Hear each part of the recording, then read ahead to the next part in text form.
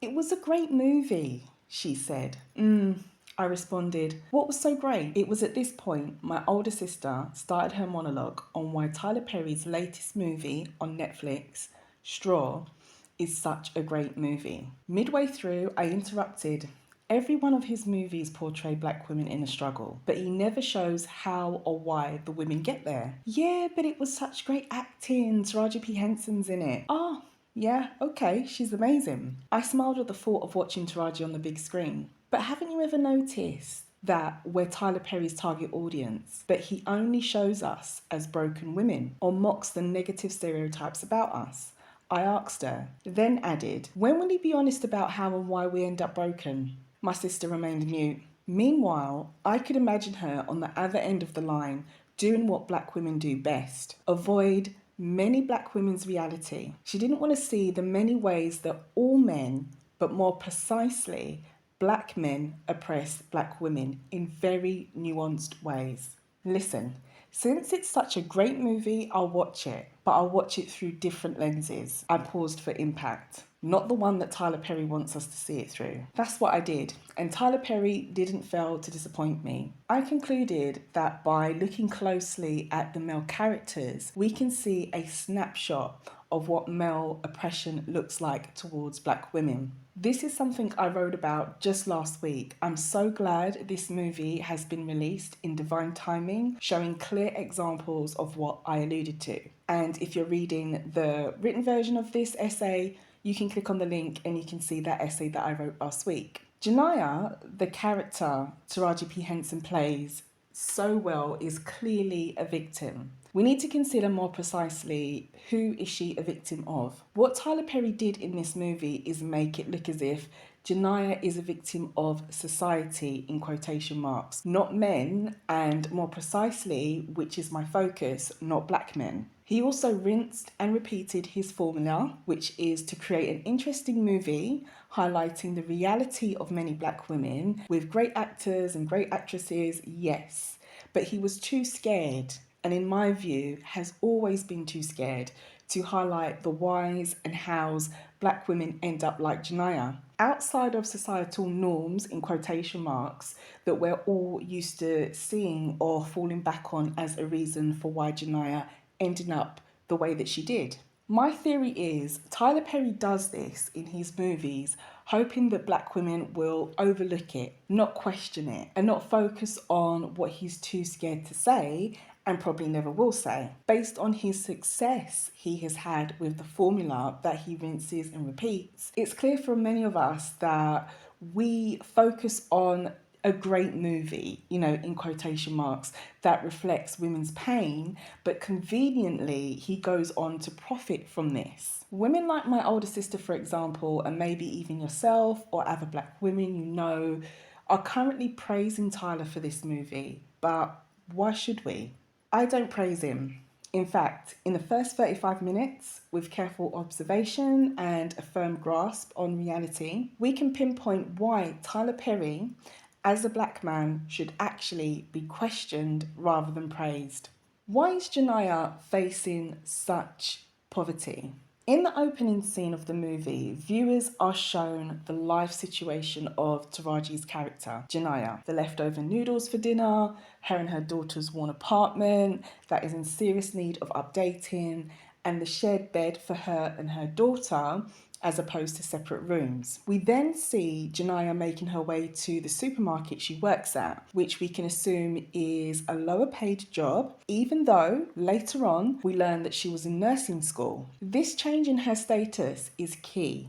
From nursing school student to a supermarket checkout lady. We can assume she dropped out of her studies due to childcare responsibilities and maybe the need to earn money as the sole provider for her and her daughter. If we pause here, what Tyler Perry has shown us is 1, a black woman who was on her way to qualify to work in one of the most respected and well-paid professions, the medical field. And 2, he's shown us that this path for this black woman was disrupted. She was forced to give up something or give this up due to becoming a single, in brackets, mother. Not just a mother, but a single mother.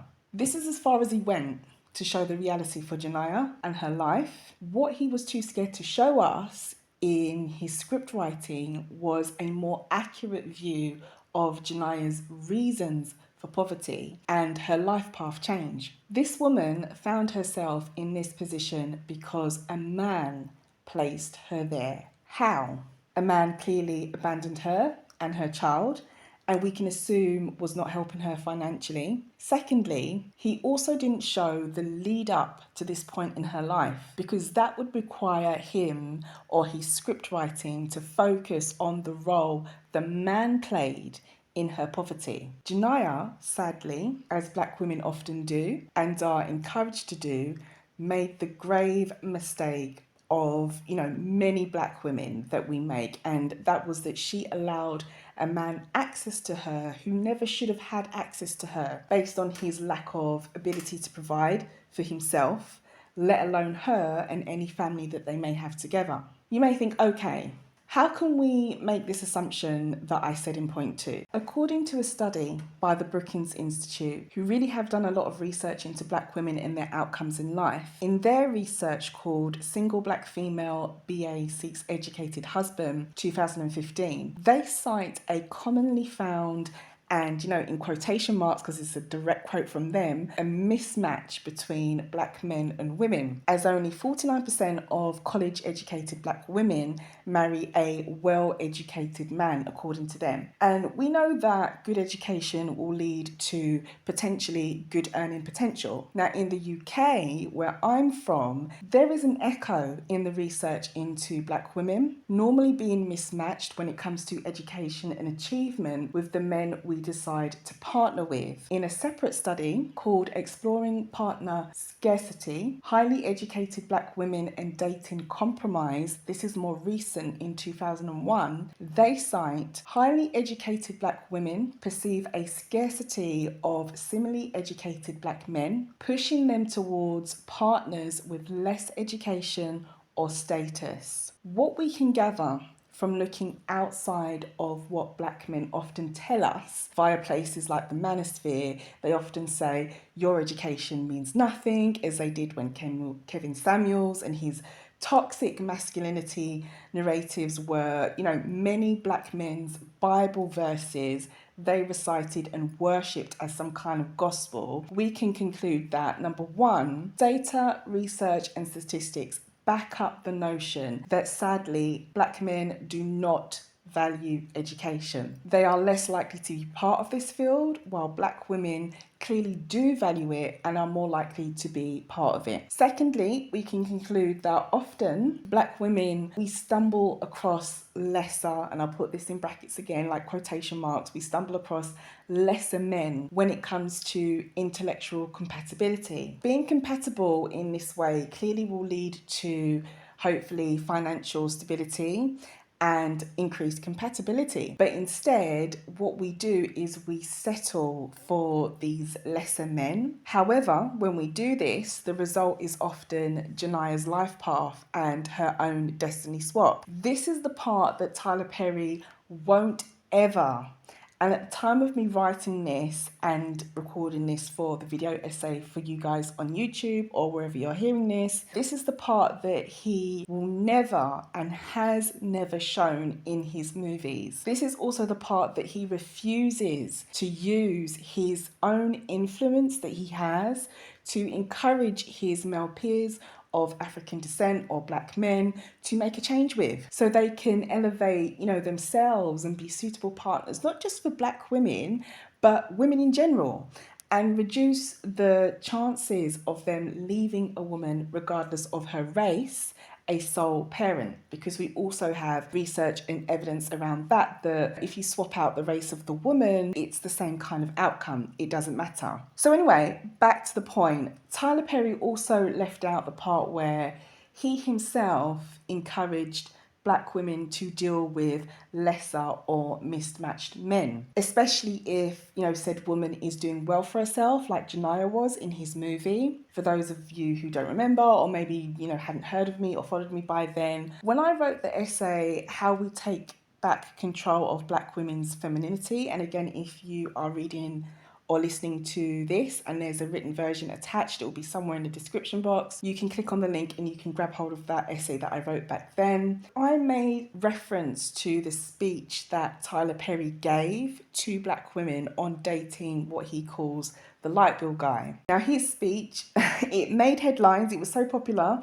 It made headlines in many mainstream papers and it can be read here. So again, if you've got a hold of the written version of this, you will see a link and you can see his actual speech in the independent newspaper where I found it. So if we go back and think about what he said, basically to lower your standards, accept a man with little to offer, to provide for him and pay all the bills, while he only pays the light bill if that's all that he can afford, and you pay everything else, just so that you can attach yourself to a black man and be in a relationship with him as your preference for a partner, if that is your preference, that is. Based on this and what he said, we can see that following his advice leads to Janaiyah, the character that he created in this movie. It leads to her situation. But he does not want you to remember this or even see the reality of this. It does show how his advice or his speech that he had specifically for black women and how his movies, how they play a role in keeping you oppressed, keeping me oppressed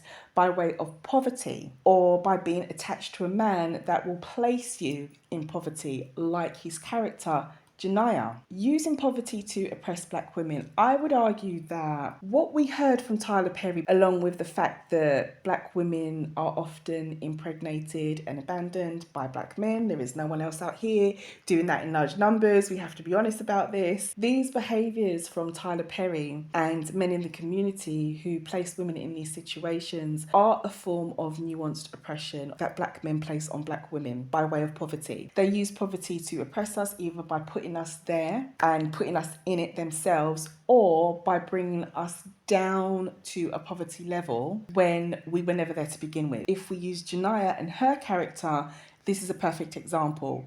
You could say that she probably wasn't there to begin with, but all of a sudden she found herself there. Given this theory and how we see it sort of play out in the community, I'm sure we all have girlfriends, mothers, aunties, friends who have these experiences, or even you, the reader or listener, may have experienced it yourself. Based on this, it could be argued well then that Tyler Perry is one of black women's biggest male celebrity oppressors who feed into the oppression we see in the community by producing content for black women to consume, because we know that's who his target market is. Hence, his content helps to maintain outcomes like Janaiyah's as life experiences for black women. He does not want you to elevate, and he certainly does not want black men to elevate either, or if he does, he does not want black women to elevate past black men, which, by the way, data and research already confirms that this has happened and is continuing to happen anyway. While many black women may praise him and feel that this is a great movie, all he does, when you look at this deeply, is take our oppression by black men that is nuanced and very different, that other women don't necessarily experience. He takes that, nuanced oppression in various ways and he runs with it to generate profit for himself. And this will be evidenced as we progress along, so stay with me. So the question might be raised, can men really put black women in poverty then, as a question? What I write, my sentiments, my way of thinking about black men, or thinking about this particular black man, Tyler Perry, that is so popular in the community, may seem harsh. Whoever you are reading this, if you're reading this, or whoever you are if you're listening to this, I'd like you to remember that I'm not, and I never do, give emotional or angry arguments. Critical thinking, which is my natural nature as an ex-high school teacher or an ex-secondary school teacher, if you're from Europe or the UK, that my background doesn't allow me to not think critically. You know, it's my go-to way of thinking, and I do this to remain objective. So my question to Black women is, can you not see how poverty is used as a way to keep you from elevation? And if so, do you not realise it's not just from a societal level with systems or processes that may exclude non-white people such as you and I, or Black people in generally, to keep us in poverty? It comes from the lack a man may have when he enters our life. Whether this is emotional immaturity that he's lacking, financial stability that he's lacking, wherever it is, where there is a lack with these men, you will end up in poverty, sis. Especially financial lack, which studies show we as a group of women are sadly more likely to accept. Apart from using poverty as a way of oppressing Black women, it would appear when we consider if a man can, does, or even has the potential to bring poverty into a woman's life and to her doorstep, even though he is a male and has male privilege in a male-dominated society, which is another argument and discussion altogether. According to the Brookings Institute study, it confirms that sadly, when it comes to Black women and their choices in men, yes, men can and more likely will bring poverty into her life. The study, The Inheritance of Poverty is All About Men, done in 2018, confirms that. The report is another contribution to the growing literature showing that race gaps in the intergenerational persistence of poverty are a large part the result of poor outcomes for Black men. So let me just back up here. It says, intergenerational persistence of poverty are a large part the result of poor outcomes for Black men. Specifically, Chatty et al., these are the people who did the research, show that Black men born to low-income parents are much more likely to end up with a low individual income compared to Black women, that's you and I, white women, and obviously, of course, especially white men. Based on the research findings from the Brookings Institute, yes, poverty is inherited largely via men. In the case of Black women, at least. More precisely, men evidence to have what they cite as poor outcomes. This is where the mismatch is often found, I would say, and where we settle. This is also how everything fits together that Tyler Perry won't place together in his movies. He will always give us half of the story. If we also know that Black women are more likely to value the things that will help remove them from poor outcomes, education being one of them, for example, just like Janaiyah in Tyler Perry's movie, she was studying to become a nurse, remember? Finally, we also know that Black men largely don't value education as reflected in many research studies, and from the Black manosphere's point of view, your degree means nothing, a direct quotation from them. My question to Black women is, would it be fair to conclude then that Tyler Perry has left a lot unsaid about women in the community like Janaiyah in his movie Straw, and how her destiny was swapped by a Black man who probably, and most likely didn't value what she did, which would be education because she was studying, and who most likely used poverty to oppress her, get her pregnant, then go on about his day and his life as if nothing ever happened.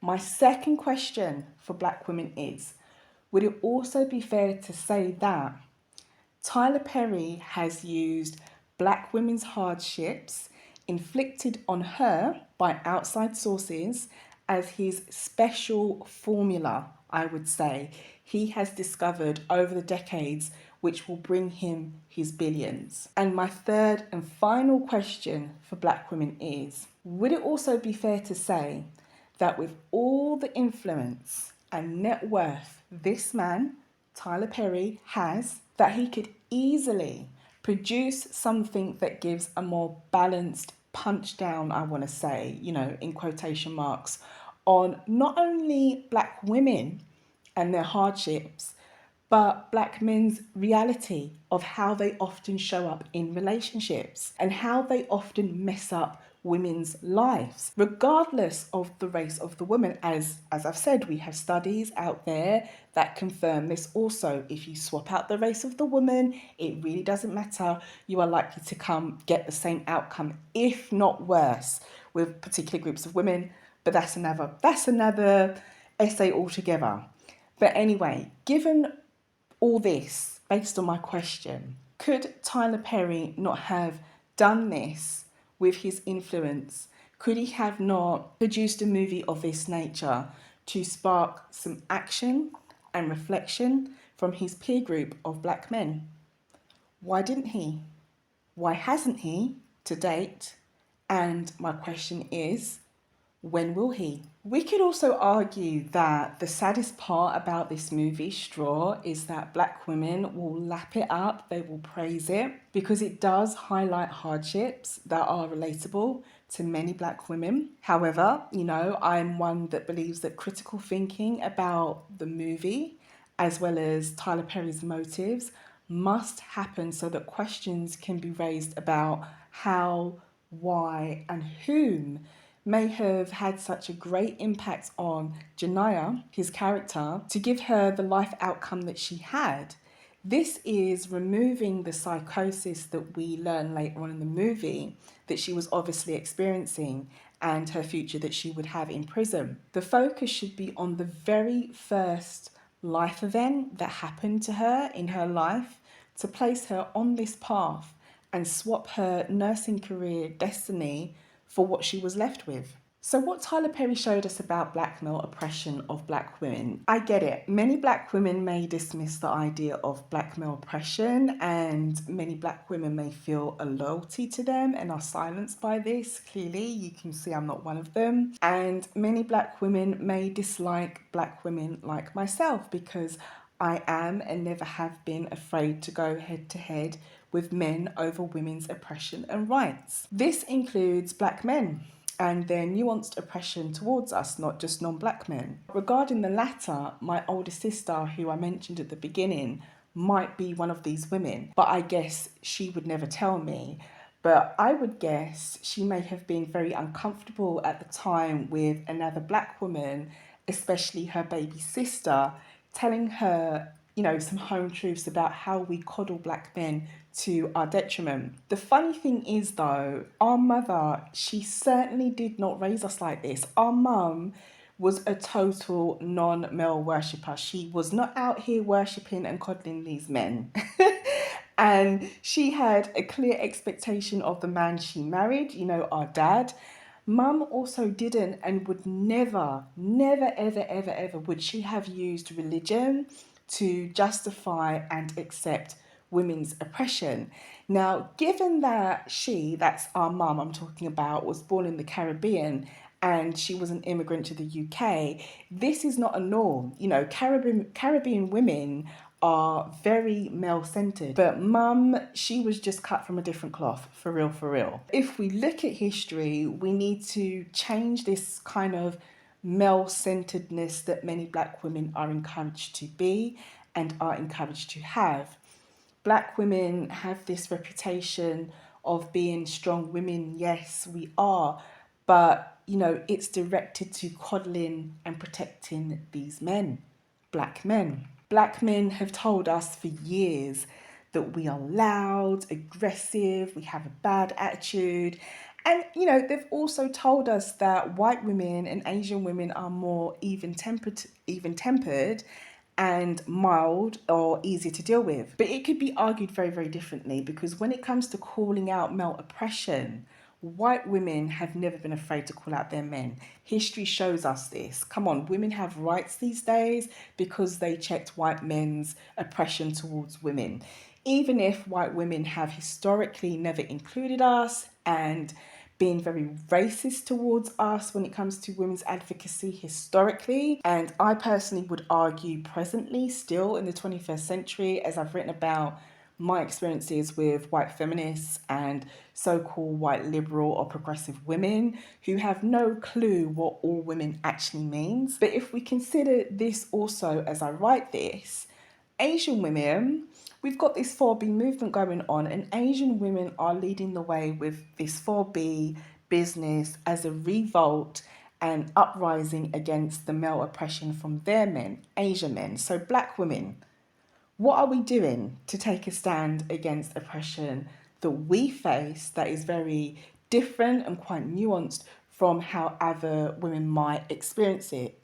Black men, the oppression that we may get from them is very specific sometimes to our culture and our history. Black male cultural abuse as oppression. So here we switch gears and look at the movie Straw for other evidence of black male oppression of black women that's nuanced. At times, when it happens, black women can overlook this. So when Janaiyah arrived at work after she did the school run, she was hit head on with her angry, aggressive black male boss. From his attitude, mannerisms, the way of talking to her and about her, viewers can tell he sees her and certainly treated her as something less. This older black man, he had no empathy for Janaiyah and her outside responsibilities. Fast forward from this scene, once we see all this, we're still within the first sort of 35 minutes of the movie here. In this same scene, we see Janaiyah do her job in a polite way. She had to let another black lady know that, I'm sorry, you can't use this card to purchase these items. She had a card which I assume gave her certain benefits or assistance with food purchases. Removing the fact that the black lady took it quite badly, what did the black man who she was with do? What was his reaction just because Janaiyah was doing her job? Firstly, he threw a bottle that smashed at her feet. So he abused and assaulted her. Secondly, he didn't even attempt to pull out his own wallet and pay in cash for the items that the other black lady wanted. It's been shown in research by Corbin Place, black women are less likely to report abuse and more likely to tolerate it. Their report is called A Layered Look at Domestic Violence in the Black Community 2020. If you have the written version of this essay, you will find it on the link in the essay. They found that black women don't want to turn their partner into a statistic. That's a direct quote from their research. And this leads to the protection of black men when it comes to the nuanced oppression that they use. Abuse is another one to add to poverty, be it physically, mentally, emotionally, financially. It's used against black women often. It could be argued that mentally and emotionally in particular, they use this the most because they love to, and I'm going to put here, try in brackets, to tread on our self-esteem as women. They do this by discrediting our achievements, telling us that our education means nothing, as I've already discussed. They actively online start mocking our appearance, our weight, our makeup, whatever the case may be. They try to use appearance as a way to humble us. While these tactics from the manosphere, the red pill, ATEL, all these places that black men gather and kind of express their hatred and dislike of black women, while this all indicates from this group of men very insecure men, and it doesn't impact all of us black women in the way that they would like it to, for some of us it does make them question themselves. And it's usually, very sadly, the women who want to be picked by this group of men. You often find the women who couldn't give a damn about what they've got to say or a damn about them as a group of men or men in general. It doesn't tend to impact them the most. But sadly, that's not most or a majority of black women. The point here is that the black man who the lady who tried to purchase the food was with, he used abuse in this situation, like physical assault, you could say, as a measure against Janaiyah. What he didn't do, and what he should have done in my view, is pull out his wallet and assist the woman who he was with, who we can assume was probably the mother of his child or children. It's at this point I wish to go back to Tyler Perry and what he was too afraid to say or show in this movie Straw. And that is that black men and their abuse of black women is so normalized, even in movies, that no one in that supermarket where Janaiyah was working even batted an eyelid when it happened. It was full of black customers and everybody did nothing. It is therefore a nuanced form of oppression used against black women, a cultural dynamic that goes unchecked and unspoken about and highly accepted, throughout the African diaspora. Black women also protect their abusers from this or from exposing them. The black lady who this man was with in this particular scene of the movie, we also can't forget that she did and said absolutely nothing when this man did this to another black woman. So the question is logically then, after viewing that part of the movie, is could Tyler Perry have written this scene differently? Well, Tyler Perry, he would not have written this scene in a different way, showing the black man pulling out his wallet just to pay the $38 that she needed, simply because if this man had done that, it doesn't fit the narrative that he wants to keep pushing. And that narrative is black women in struggling situations, even if there's a man by her side, quote unquote. The older black male manager who witnesses the abuse of Janaiyah when the other black man threw down that bottle, he went on to blame her and degrade her even further. Now, Tyler Perry didn't. I wouldn't have written this scene in a different way either, using this older black man either, because that also does not fit his narrative for black women also, which is black women being unprotected by the males in our community, even when they are abused by other black men in front of their faces, they do nothing. To his credit though, on the other hand, we could argue that Tyler Perry, he was right in this scene. Black men are not protectors of black women. We are their protectors from societal racism and everything else. And even by providing financially for them a lot of the time. And we have been doing this basically, I would say, since the end of slavery, since we've come off the plantation. They, in return, are black women's main abusers and main oppressors, as research cited earlier by Corbin Place identified. As we progress through the movie, around 16 minutes in, we see Janaiyah's older black male boss fire her, and this is for being 2 hours late, a direct quote from him, from her break. Now, at this point, she had to organise lunch, she had to organise care, and she had to organise medication for her sickly daughter. But this older black man, he still turns around and tells her, "You have too many excuses." Excuses related to a child with a disability that she is the sole carer of. But, then again, of course, as a black man, he doesn't see this part.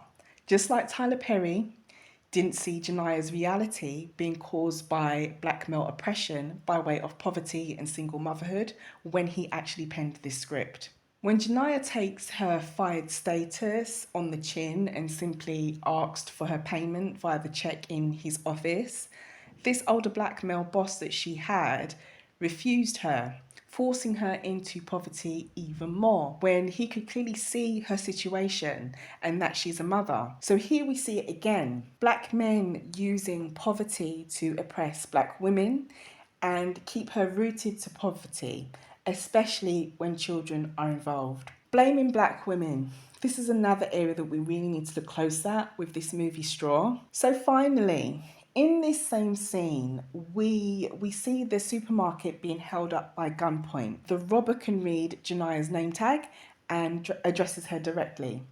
How did the older black male manager react? He blamed her. He told her she was in on it and that she was going to jail, and that and then he started to call the police. What we see here is another form of black male oppression, blaming women for all that goes wrong in a man's life or that is wrong in the community. Let's take this point away from the movie Straw. When we have unsavoury black males in the community who act in stereotypical ways that are commonly attached to black men, be it drugs, robberies, guns, whatever the case may be, who do black men blame? I hope you said mothers, or more precisely, they say single mothers. Do black women push back on this and give a more logical and statistically proven counter argument of, It's not single mothers. It's absent fathers, which is rife in the community, being the cause of males who go off the rails, and or black male culture that is promoted in music. Lastly, it's the fault of other black men who don't hold other black men or boys accountable for their behaviour. Only some of us will do this. For the most part, black women will accommodate this ridiculous argument that a woman's presence in a male child's life will result in this bad behaviour, as opposed to the lack of presence in high numbers of a man or males who will hold this child or this male child responsible in the community, and or a lack of real father figures in a male child's life. These are things that are more likely to cause poor behaviour, as well as how black men choose to articulate themselves in their raps, in their music, which women, we have no influence over this at all. But this does influence how other males in the community, boys or men, whatever the case may be, it will directly influence how they behave. Our final black male character Tyler Perry created to look at is the black male detective who worked with the black female detective. When we reach around the 35 to 30-ish minute mark of this movie, Straw, we see the investigation into the robbery take place. A closer look shows us some black male oppression and something else Tyler Perry will not be brave enough to say in any of his movies. Automatically, we notice that the black male officer can see a motive for Janaiyah being involved in the robbery that went wrong. It's the black female officer, however, who could see what I saw as I watched this movie, which was Janaiyah's actual situation, her abandonment, and how she was placed into poverty by a black man. She doesn't find the story about Janaiyah setting up the robbery plausible, but the black male cop did, funny enough. Why did Tyler Perry do this? Given what we know about black males and how they like to blame black women and black females for the ills of the community, it's hardly surprising that's how he wrote this part of the movie. But my theory is, based on Tyler Perry's documented history of creating struggling black female characters for profit and entertainment, he did this to overlook how and why Janaiyah actually got into this situation, as I discussed earlier on already. I also feel he did this to promote more black male oppression via blaming single mothers, in quotation marks, and black women, in quotation marks, for things that go wrong in the community. It took the critical thinking and the personal life experience of the black female detective to show this black male detective how unbelievable his theory over Janaiyah's involvement actually was. I have another question for black women. He, Tyler Perry, could he not have, shown the male cop how unbelievable the story was without creating another black female, the officer in this case, who also had been oppressed and mistreated by a black man? Could this female officer just have used her female intuition instead? He, Tyler Perry, he couldn't do this. He had to create another mirror for Janaiyah, which would have been, and which was in the movie Straw, another black woman in a bad situation, but this time it was a cop. So the female detective admitted to Janaiyah that she too was in the same situation as her, albeit she was successful, she had a career, and no doubt a much higher pay bracket for her job. She still had the same outcome with a man and his oppression via poverty and single motherhood. So in conclusion, I don't support Tyler Perry's movies due to the parts that he conveniently will not address, which leads to covering up half the story as to why many black women experience the issues that his character, Janaiyah, actually highlights in that movie Straw. I'm convinced he thinks poorly of black women, or he wants to keep a certain narrative about them alive, like the Black Manosphere do. If we consult research and data, it shows a different story for black women than what Tyler Perry and the Manosphere have been promoting over the years. It actually shows a turning point for black women globally, but a stagnation for black men, and that is globally. How he profits off of black women's struggle, pain, and outcomes in life, all while forgetting who placed them there. This would be his peers, other black men.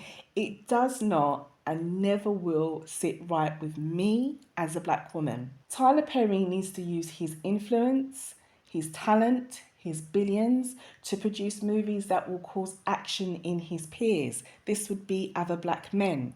His movies highlight the oppression of black women from black men. That's all they do. And he needs to fix that problem here rather than covering it up specifically just for money. So that's my take on this movie. So much love, The Black Woman Essayist. If you have reached this point, I thank you for listening, and I will catch you in the next essay.